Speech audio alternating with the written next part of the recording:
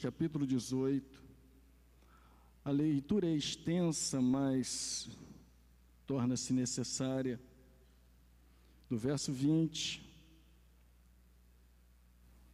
aliás, do versículo 19 ao 40, diz assim: Agora, pois, manda juntar a mim todo o Israel no Monte Carmelo, como também os 450 profetas de Baal e os 400 profetas do poste ídolo que comem da mesa de Jezabel. Então enviou Acabe mensageiros a todos os filhos de Israel e ajuntou os profetas no Monte Carmelo. Então Elias se chegou a todo o povo e disse: Até quando cocheareis entre dois pensamentos? Se o Senhor é Deus, segui-o. Se é Baal, segui-o. Porém o povo nada lhe respondeu. Então disse Elias ao povo: Só eu fiquei dos profetas do Senhor, e os profetas de Baal são 450 homens. Dei-se-nos, pois, 2 novilhos, escolham eles para si um dos novilhos, e divida-o em pedaços. O ponha sobre a lenha, porém não lhe meta fogo. Eu prepararei o outro novilho, e o porei sobre a lenha, e não lhe meterei fogo. Então, invocarei o nome do vosso Deus, e eu invocarei o nome do Senhor. E há de ser que o Deus que responder com fogo, esse é que é Deus. E todo o povo respondeu e disse: É boa esta palavra. Disse Elias aos profetas de Baal: Escolhei para vós outros um dos novilhos, e preparai-o primeiro, porque sois muitos. Invocai o nome de vosso Deus, e não lhe metais fogo.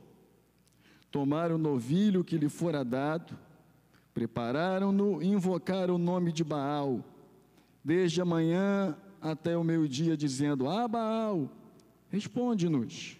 Porém não havia uma voz que respondesse, e manquejando, se movimentavam ao redor do altar que tinham feito. Ao meio-dia, Elias zombava deles, dizendo: Clamai em alta voz, porque ele é Deus. Pode ser que esteja meditando, ou atendendo à necessidade, ou de viagem, ou dormindo, e despertará.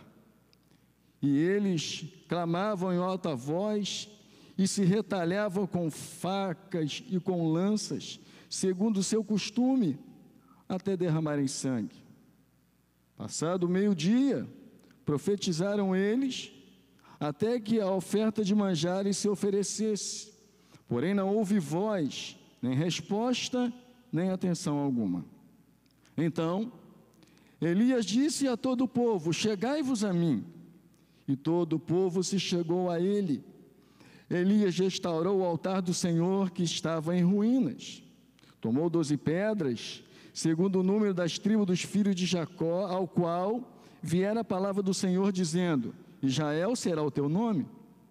Com aquelas pedras edificou o altar em nome do Senhor. Depois fez um rego em redor do altar, tão grande como para semear 2 medidas de sementes. Então armou a lenha, dividiu o novilho em pedaços, pô-lo sobre a lenha e disse: Enchei-vos de água 4 cântaros e derramai-o sobre o holocausto e sobre a lenha. Disse ainda: Fazei-o segunda vez, e o fizeram. Disse mais: Fazei-o terceira vez, e o fizeram, terceira vez. De maneira que a água corria ao redor do altar. Ele encheu também a água e o rego. No devido tempo, para se apresentar a oferta de manjares, aproximou-se o profeta Elias e disse: Ó Senhor, Deus de Abraão, de Isaque e de Israel, fique hoje sabido que tu és Deus em Israel, e que eu sou teu servo, e que segundo a tua palavra fiz todas estas coisas. Responde-me, Senhor, responde-me, para que este povo saiba que tu, Senhor, és Deus e que a ti fizeste retroceder o coração deles. Então caiu o fogo do Senhor e consumiu o holocausto, e a lenha, e as pedras, e a terra, e ainda lambeu a água que estava no rego. O que, vendo todo o povo, caiu de rosto em terra e disse: o Senhor é Deus, o Senhor é Deus. Versículo 40, disse Elias: lançai mão dos profetas de Baal, que nenhum deles escape. Lançaram a mão deles, e Elias o fez descer ao ribeiro de Quizom, e ali os matou. Oremos. Deus e Pai, obrigado pela sua palavra. Fala conosco, Senhor, nessa noite. Queremos ouvir a sua voz, queremos ouvir aquilo que o Senhor tem preparado para nós. Ensina-nos a tua palavra, abre a nossa mente, abre o nosso coração, os nossos ouvidos, eles possam estar atentos, que nós possamos esponjar a sua palavra nessa noite, e que a tua palavra caia numa terra fértil, e que possamos absorvê-la, Pai. Fala conosco nessa noite, nós te pedimos isso, Senhor, no nome de Jesus, e que o povo do Senhor diga amém. Amém. Pode sentar-se, deixa a sua Bíblia aberta, porque certamente nós vamos usar algumas vezes. Esse texto fala de uma batalha, esse texto fala de uma guerra, e é impressionante que os reis de Israel, desde Jeroboão até Acabe, nenhum desses homens agradaram a Deus, nenhum deles. Tudo começou, ou tudo começa, com Salomão, e de posse da sua Bíblia, eu queria que você abrisse a sua Bíblia aí, mantendo ela aberta, no capítulo 11 de 1 Reis ainda. Eu quero dizer a você como tudo começa. Capítulo de número 11, verso 6. Assim fez Salomão o que era mal perante o Senhor, e não perseverou em seguir o Senhor como Davi seu pai. Naquele tempo edificou Salomão um santuário a Quemos, abominação de Moabe, sobre o monte fronteiro a Jerusalém, e a Moloque, abominação dos filhos de Amon. Assim fez para com todas as suas mulheres estrangeiras, as quais queimavam incenso e sacrificavam os seus deuses. Pelo que o Senhor se indignou contra Salomão, pois desviaram o seu coração do Senhor, Deus de Israel, que 2 vezes lhe aparecera. Verso 10. E acerca disso lhe tinha ordenado que não seguisse a outros deuses. Ele, porém, não guardou o que o Senhor lhe ordenara. Por isso disse o Senhor a Salomão: visto que assim procedeste e não guardaste a minha aliança, nem os meus estatutos que mandei, tirarei de ti este reino e o darei a teu servo.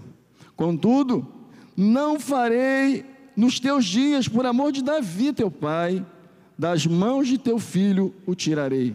Todavia não tirarei o reino todo, darei uma tribo a teu filho, por amor de Davi meu servo, e por amor de Jerusalém que escolhi. Aqui começa tudo. O grande sábio Salomão, no final da sua vida, por isso, muito embora o início da nossa vida seja ele necessário, porque se não houver início de vida cristã, não há término.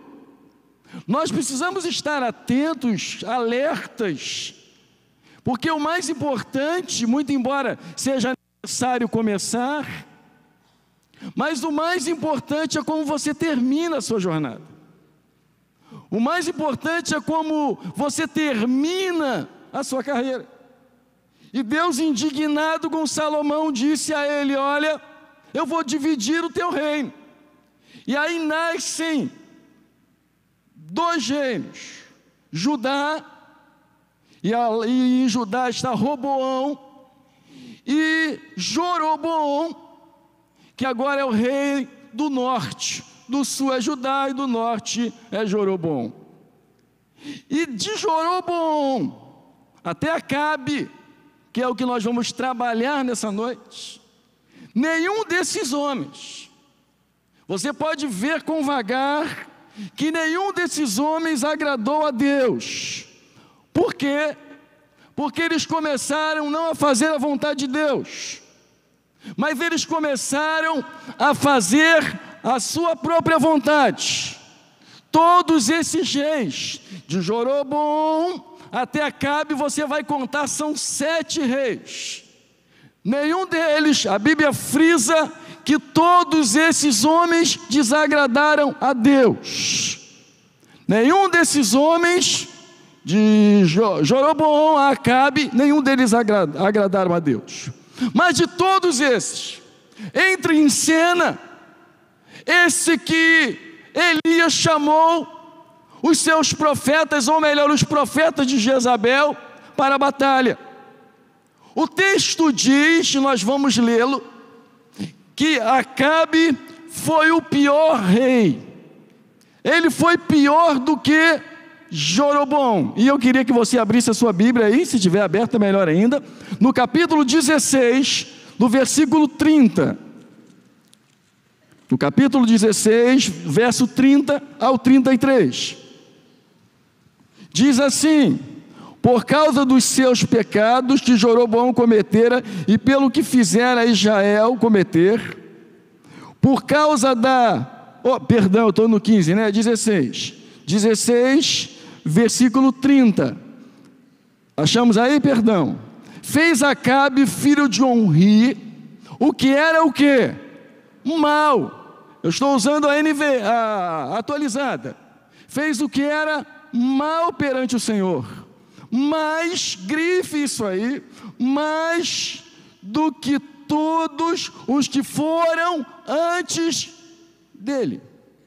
Verso 31, como se fora coisa de somenos andar ele nos pecados de Jeroboão, que foi o primeiro rei daquela divisão, filho de Nebate, tomou por mulher Jezabel, filha de Etibaal, rei dos Sidônios, e foi e serviu a Baal e o adorou. Verso 32, levantou um altar a Baal na casa de Baal que edificaram em Samaria, de maneira que cometeu mais abominações para irritar o Senhor, Deus de Israel, do que todos os reis de Israel que fora antes dele. Então, Acabe, ele era o rei de Israel, mas ele não tinha como seu líder o Deus de Israel. Vou repetir: Acabe era o rei de Israel, mas ele não tinha como seu Deus o Deus de Israel.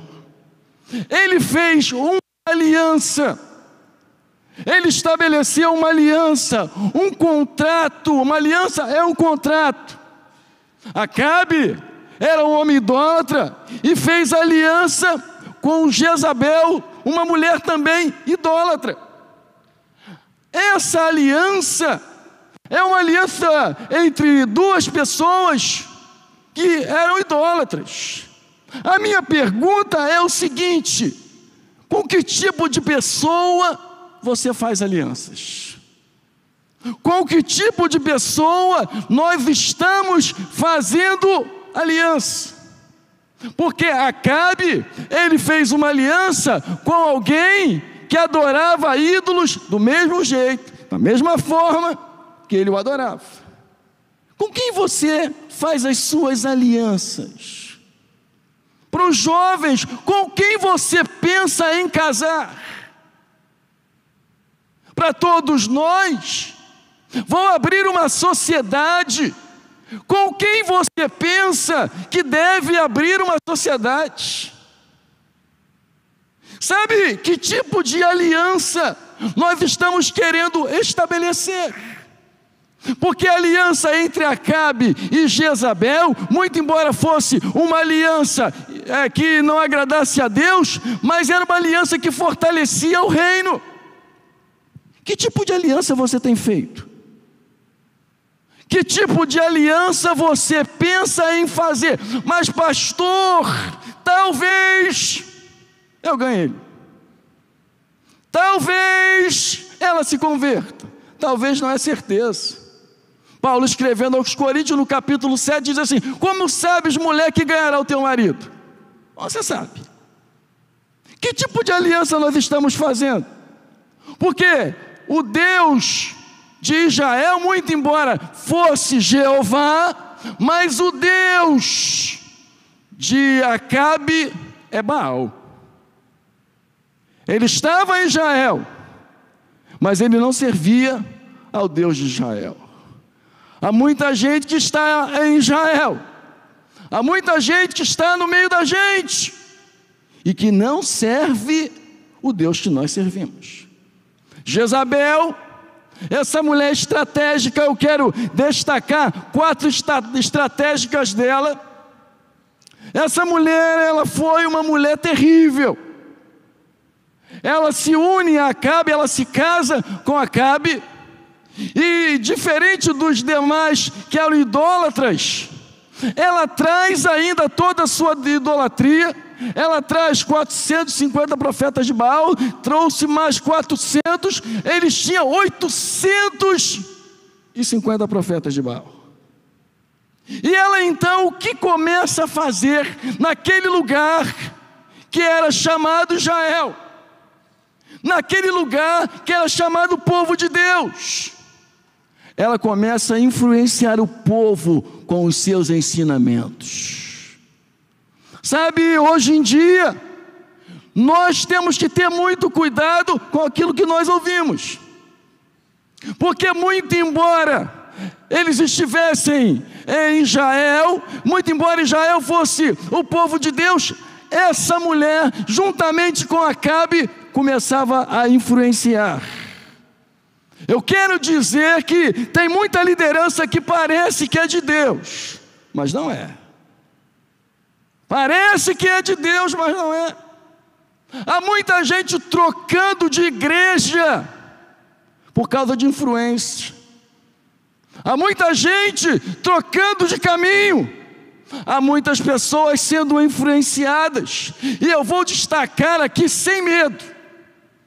Há muita gente influenciada pela mídia.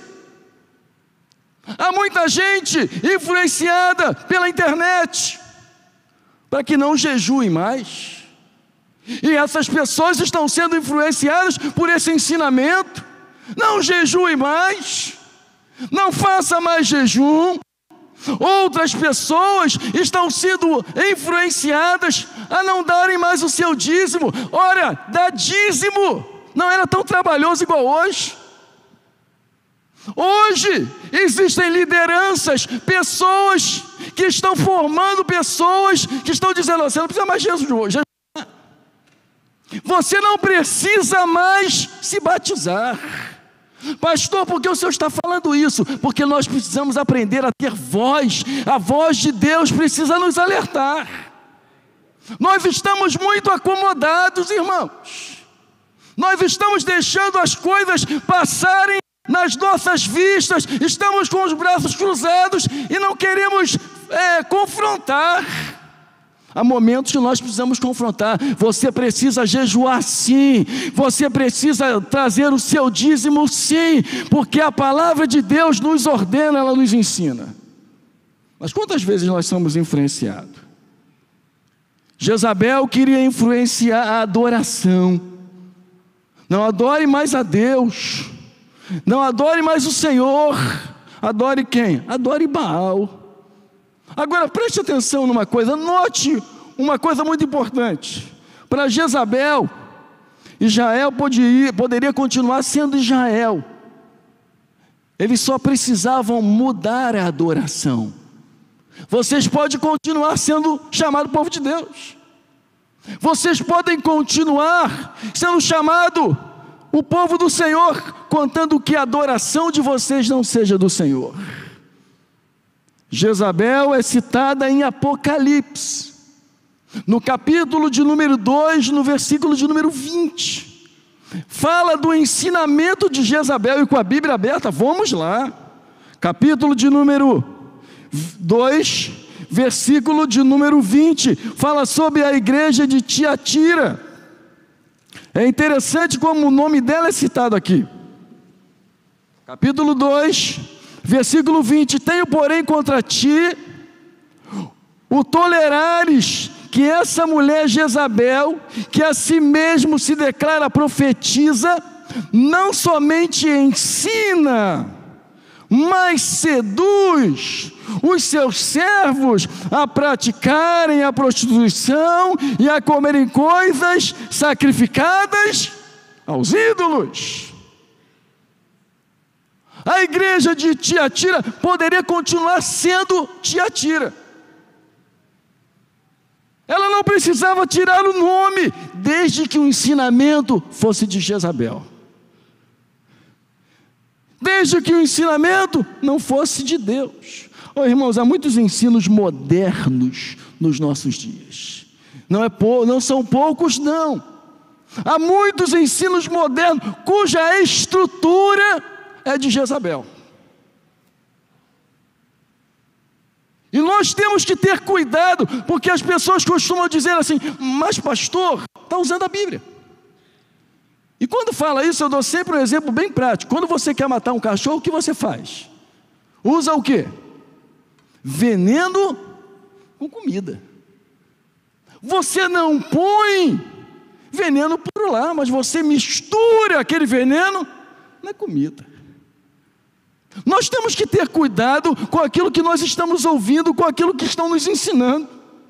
Porque a estratégia de Jezabel era influenciar. Vocês podem continuar servindo, pode continuar aqui sendo Israel, mas sirva a Baal. O importante é que vocês devem servir a Baal. A segunda estratégia de Jezabel é matar os profetas ou calar os profetas. E hoje em dia, parece que os profetas, os que falam da parte de Deus, ou estão calados, ou estão escondidos. Porque matando os profetas, não haveria conserto no meio deles. E aí qual é a estratégia de Jezabel? Vamos matar os profetas, e entra então em cena um rapaz cujo nome é Obadias. Abra sua Bíblia aí, capítulo 18, 1 Reis, verso 4. Volte lá, Reis. É importante que você venha para a igreja com a Bíblia. Essa é a constituição do reino de Deus. Capítulo 18, versículo de número 4.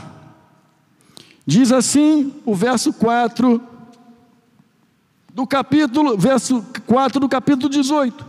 Porém, quando Jezabel exterminava os profetas do Senhor, Obadias tomou 100 profetas e de 50 em 50 os escondeu numa cova e os sustentou a pão e ao que mais?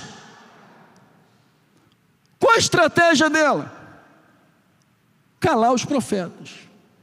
O que faz Obadias? Pega aqueles 100 profetas e esconde. Porque o profeta, irmãos, não é aquele que sempre fala o que a gente quer ouvir. O profeta é aquela pessoa que fala o que muitas vezes nós não queremos ouvir. Só que o profeta é a voz de Deus. E aí o que Jezabel faz? Ela mata alguns profetas, e aqueles que não morreram, eles começam a quê? A se esconder. Vai ser a minha vez. Por que isso? Porque só o profeta tem a coragem de falar sobre pecado. Hoje não se fala sobre pecado, é muito raro. É muito difícil falar hoje, é muito fácil hoje falar sobre qualquer outra coisa, mas falar sobre pecado, falar sobre inferno, falar sobre conserto, é muito raro. Alguns costumam a dizer assim: ah, pastor, Deus só quer o coração. É verdade, Porque se você der o coração para Deus, você vai dar a sua vida inteira para Ele, então você não vai pecar mais. Só que a intenção, quando falam isso, não é essa, dizendo, eu posso fazer todas as coisas, contando que eu dei o meu coração para Deus. Note o seguinte, há muitos profetas sendo alimentados por Deus com pão e água, mas estão calados. Nós precisamos ser uma voz. Estamos vivendo uma geração de profetas calados. Deus está nos sustentando com pão, Deus está nos sustentando com água, mas temos medo de falar aquilo que Deus manda a gente falar. Não temos coragem, muitas vezes, de dizer aquilo que as pessoas precisam ouvir. Estamos vivendo dias de autoajuda, para que as pessoas se sintam fortalecidas. Você já foi numa livraria, entrou lá, livro de autoajuda. Ele te levanta, ele faz você olhar para frente, mas ele não te diz aquilo que você não pode fazer. Vivemos dias de profetas escondidos, e quando Jezabel aparece, é justamente isso que ela quer fazer. Ela quer matar os profetas, porque é através dos profetas que o povo se conserta. É através da voz dos profetas que as pessoas dizem, eu estou errado, e eu preciso então me colocar na posição de Deus, no nível, no prumo, na linha de Deus. É através dos profetas. E ela então, matando os profetas, quem poderia falar? Ela indo de encontro aos profetas e fazendo que eles fugissem, quem poderia falar aquilo que Deus queria falar? Terceira estratégia de Jezabel: substituir o altar de Jeová pelo altar de Baal. O texto diz que o altar estava em ruínas. O altar não estava na posição que deveria estar.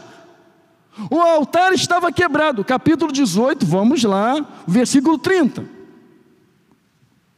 Diz aí, o verso 30, então Elias disse ao povo, chegai-vos a mim, e todo o povo chegou a Elias. Ele fez o quê? Restaurou o altar do Senhor, que estava em ruínas. O altar estava lá, mas o altar não servia para adoração. O altar estava lá, mas ele não funcionava como altar. A modernidade, irmãos, tem na verdade nos feito fugir do altar. O altar pode estar lá, não precisa tirar o altar de lá não, contando que você não use o altar. Deixe, Jezabel não mandou remover o altar. O altar estava lá sem utilidade. O altar estava lá sem qualquer valor. O altar estava lá, mas não funcionava. Não precisa tirar o altar, mas também não precisa usar o altar. Quarta estratégia de Jezabel: ela leva aquele povo então a ter o coração dividido. Elias chega e diz, até quando cocheareis entre dois pensamentos? Até quando vocês vão viver assim? Se Deus é Deus, seguiu. Se Deus é Baal, seguiu. E aí o que o texto diz? Ninguém disse nada. Ficaram todos em silêncio, sabe por quê? Porque o povo estava perdido. O povo sendo influenciado por Jezabel, o povo sendo bombardeado por Jezabel, não tendo profetas, na verdade, para falar do poder de Deus, o povo se torna perdido e o coração se torna dividido. O povo está desorientado e o povo não sabe mais adorar a Deus. O povo não sabe mais engrandecer a Deus. O povo estava em cima do muro. Eles não tinham a certeza de quem era o verdadeiro Deus. Por isso que o povo nada respondeu. Eles tinham dúvidas a respeito de Deus. Os pensamentos desse povo, foi alterado.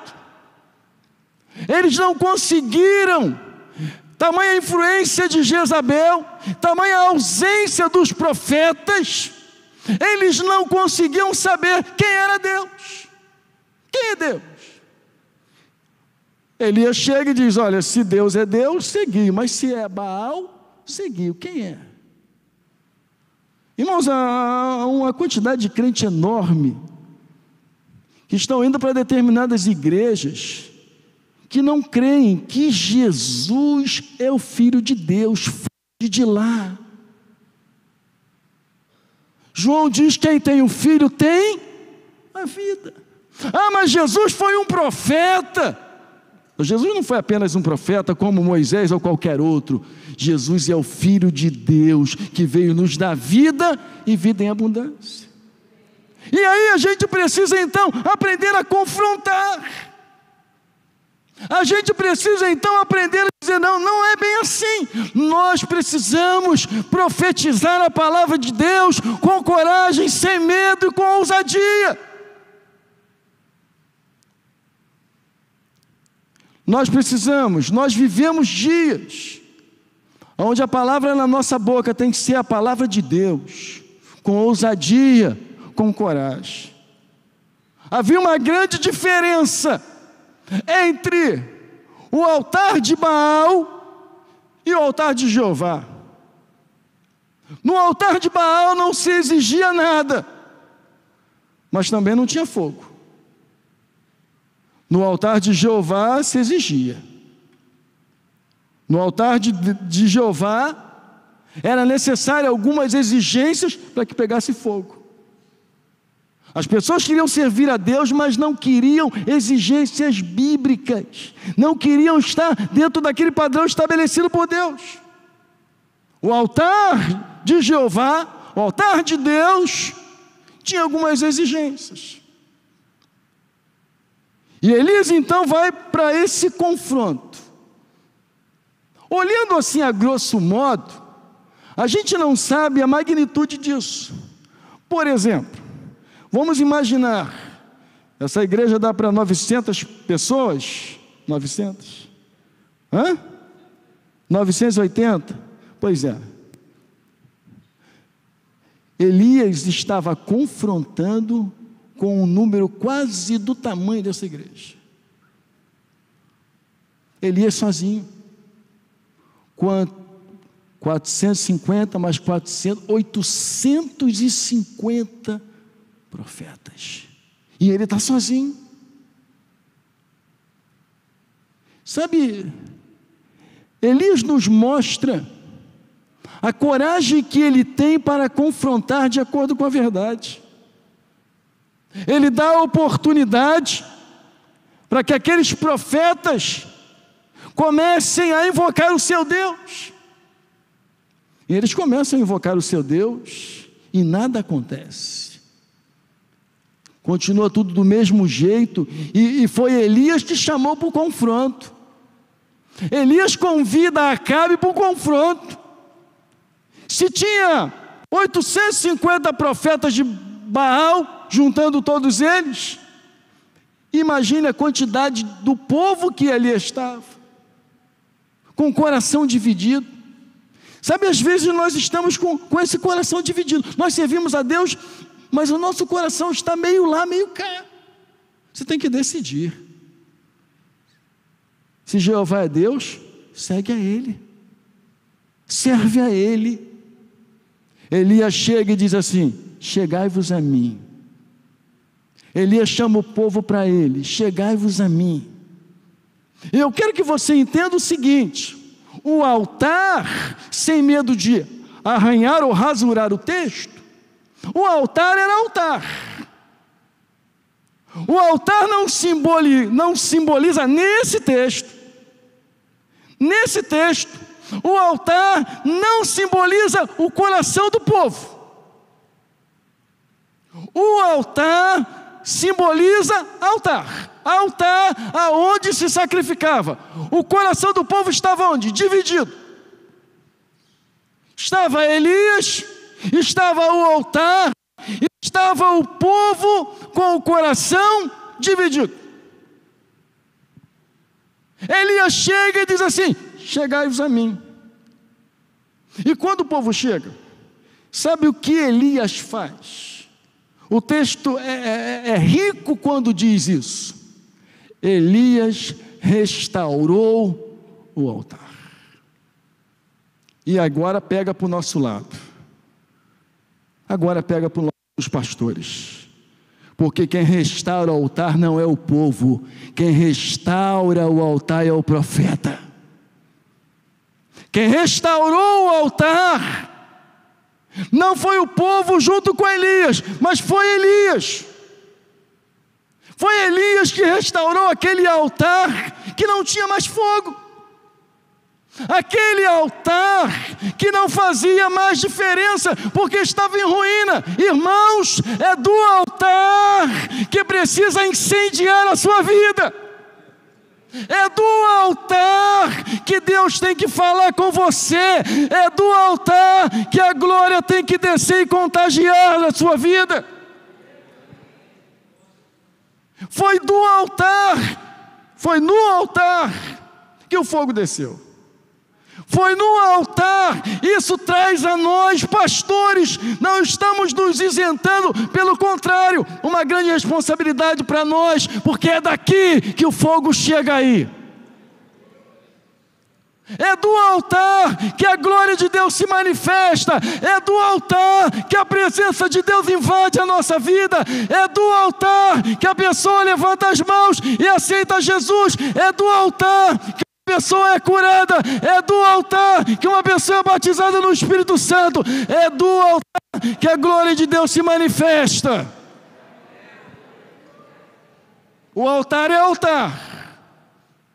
E as 12 pedras? O altar não estava funcionando. As 12 pedras também não significa, não torça o texto. As 12 pedras não significam o coração duro do povo. As 12 pedras simbolizam as 12 tribos de Israel, aliança com Deus. As 12 pedras eram 12 pedras. Ou seja, para que o altar pegue fogo, é necessário reconstruir o altar. Para que o altar pegue fogo, é necessário que os profetas tenham aliança com Deus, tenham vida com Deus, tenham comunhão com Deus, sejam cheios de Deus, sejam cheios da presença do Espírito Santo. É do altar. É do altar. Elias restaura o altar. Ele pega 12 pedras e restaura. Por quê, pastor? Porque sem aliança não há fogo, irmãos. Sem aliança não há fogo. O altar vai continuar sendo altar e não vai acontecer nada. Mas quando o altar é de Deus, a glória desce, a presença flui, o Espírito Santo opera e a igreja vibra com a presença do Espírito Santo. O altar tem que ter fogo. É o fogo que manifesta o poder de Deus. Mas e a água, pastor? A água era água. A água simbolizava a diferença do Deus que Elias servia. Aí talvez você pegue lá, mas eles encheram, era uma época de seca, achar água era complicado, eles encheram pelo menos 3 vezes, aí 3 vezes 4, 12 de novo. Mas a água era água. Está lá o holocausto em cima do altar, e eles jogam água, e Elias então, para mostrar o poder de Deus, porque Elias acredita em Deus, Elias acredita que Deus pode fazer o que ninguém pode imaginar, porque para os profetas de Baal, se o fogo descesse e consumisse o holocausto, beleza, para Elias não. Para Elias, Deus tem que fazer algo mais, tem que ser um plus. Para Elias, Deus tem que operar de uma forma mais gloriosa, Deus tem que ser maior, Deus tem que operar de uma forma maior, de uma forma mais gloriosa. E aí algumas Bíblias dizem que ele abre um rego, a atualizada diz, mas esses regos eram valas. Eles começam a jogar água em cima daquele sacrifício. E o sacrifício está no altar, eles jogam água, e o texto diz que a água cai pelo rego, cai pelas valas. E aí Elias então invoca a Deus. Irmãos, nós temos um Deus que ouve a nossa oração. O salmista diz: bendito seja Deus, que não me rejeita a oração e nem afasta de mim a sua graça. Aqueles homens começaram se lanhando, se cortando, querendo que Baal falasse através do fogo, e nada aconteceu. E eles então começam a zombar daqueles homens. E depois que eles tentaram e nada aconteceu, Elias começa a invocar a Deus. E Elias nos apresenta 3 afirmações. Primeira afirmação da invocação de Elias a Deus: Senhor, Tu és o Deus de Abraão, o Deus de Isaac e o Deus de Israel, que era Jacó. Elias começa a falar com o Deus da aliança. Segunda afirmação, ele chega e diz: Senhor, Tu és Deus. Ele afirma que Deus é Deus e não Baal. Terceira afirmação de Elias: eu sou teu servo. E aí então, depois desta invocação, o fogo desce. E quando o fogo desce, quando o fogo cai naquele lugar, o versículo 38 e o versículo 39 nos mostra a reação daquelas pessoas cujos corações estavam divididos. E eu quero que você vá comigo lá, capítulo 18, verso 38 e 39. Diz assim, achamos 18, 38 e 39? Então caiu o fogo do Senhor, consumiu o holocausto, a lenha, as pedras e a terra, e ainda lambeu a água que estava no rego. O que, vendo todo o povo, caiu de rosto em terra e disse: o que eles disseram? O Senhor é Deus, o Senhor. Quando o fogo desce, sabe o que o povo faz? O povo começa a adorar. O fogo começa a invocar o nome do Senhor.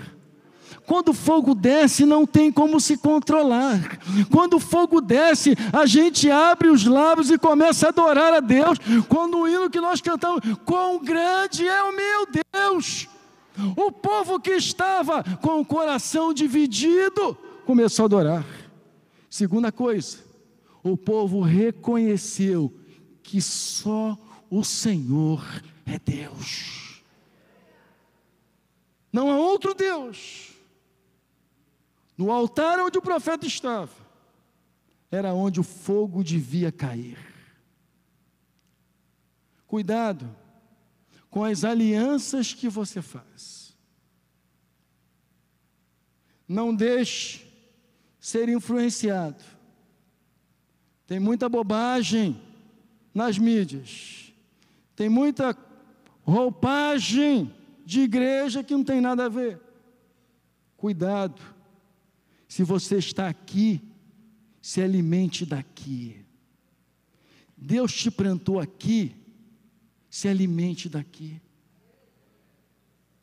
Você pega uma planta, um dia você bota a planta lá, depois você bota essa planta aqui, depois você põe aquela planta lá, sabe o que vai acontecer? Ela vai morrer, porque não cria raízes. Aí o salmista vem no Salmo 1 dizendo: bem-aventurado o homem que não anda no conselho dos ímpios, não se detém no caminho dos pecadores, nem se assenta à roda dos escarnecedores. Antes o seu prazer está na lei do Senhor, e na sua lei medita de dia e de noite. Ele é como a árvore plantada junto à corrente das águas, que no devido tempo, não no seu tempo, mas no tempo de Deus, no devido tempo dá o seu fruto, e cuja folhagem não murcha, e tudo quanto ele faz será bem-sucedido. Seja profeta. Pastor, é melhor ser profeta sendo alimentado por pão e água, e está tudo bem, é melhor, dá menos trabalho. É verdade. Ser profeta assim, sem falar de pecado, sem falar de inferno, sem lembrar dos marcos antigos, é muito fácil. Mas confrontar e falar, está errado, isso não te leva ao céu. Não basta ser profeta, tem que ser profeta com coragem, tem que ser profeta com ousadia. Mas sabe o que está em jogo? A vida eterna. É a vida eterna que está em jogo, irmãos. Elias confrontou. Talvez o seu coração esteja dividido, mas eu quero dizer a você, não há outro Deus, não há outro Deus, só o Senhor é Deus. E eu queria terminar cantando aquela música que a gente cantou aqui, quão grande é o meu Deus, cantarei para sempre, quão grande é o meu Deus, amém? Queria convidar os músicos, para que a gente pudesse estar aqui, cantando. Deus está conosco. Cuidado com aquilo que você se alimenta. Cuidado com as influências. Cuidado com as alianças. No confronto, 850 contra 1. Quem ganhou não foi a maioria. Quem ganhou foi um que era a maioria. Você é a maioria em qualquer lugar. Pastor, mas tem eu crente na minha casa. Você é a maioria. Você não vê assim, né? A gente só vê a maioria, um montão de gente. Mas Elias, ele era a maioria. Sabe por quê? Porque Deus estava com ele. Deus está com você. As lutas, os confrontos, eles vêm sim para te destruir. Não vou te dizer que não vem, não, vem. Aqueles profetas de Baal foram lá para arrebentar com Elias. Mas Elias diz, dentro do coração dele, que o Deus que ele servia era maior do que qualquer profeta de Baal. O Deus que você serve é maior. Quão grande, diz essa música, é o meu Deus. Isso significa que assim como ele venceu um só. Um venceu. Como pode um homem vencer 850 homens? Pode. Quando Deus é conosco, nós somos a maioria. O que nós precisamos, irmãos, é ter a certeza que Deus está com a gente. O que fazia Elias? Elias chega e diz assim, olha, só eu sobrei dos profetas, porque Obadias, se você olhar o capítulo anterior, o Obadias já tinha falado para ele que tinha escondido 100 profetas, por isso que ele diz, só sobrou eu. Seja profeta na sua casa, seja profeta na sua rua. Pastor, mas as pessoas não vão gostar. Mas ser profeta é assim mesmo. Se você quer que o povo goste de você, então você não vai ser profeta. Mas se você quiser falar aquilo que Deus quer que você fale, você precisa ser profeta.